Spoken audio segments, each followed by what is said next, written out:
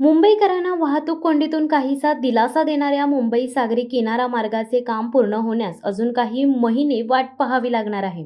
मात्र या मार्गाच्या दुसऱ्या टप्प्याचा प्रारंभ आज सोमवार दिनांक 10 जून रोजी करण्यात येणार आहे.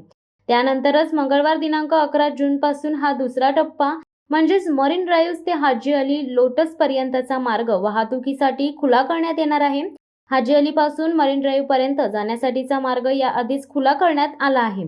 उद्यापासून दोन्ही बाजूनी हा मार्ग सुरू होत असल्याने दक्षिण मुंबईत ये-जा करणाऱ्यांच्या वेळेत बचत होणार आहे. लोकसभा निवडणुकीपूर्वी सागरी किनारा मार्गाच्या हाजी अली ते मरीन ड्राईव्ह या मार्गिकेचे लोकार्पण करण्यात आले होते. त्यानंतर काही दिवसांपूर्वी या मार्गिकेवरील बोगद्यामध्ये गळती लागल्याची बाब समोर आली होती.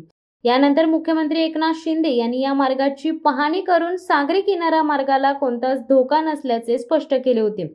त्यावेळी दुसऱ्या टप्प्याचाही लवकरच शुभारंभ करण्यात येईल असे सूतोवाच त्यांनी केले होते.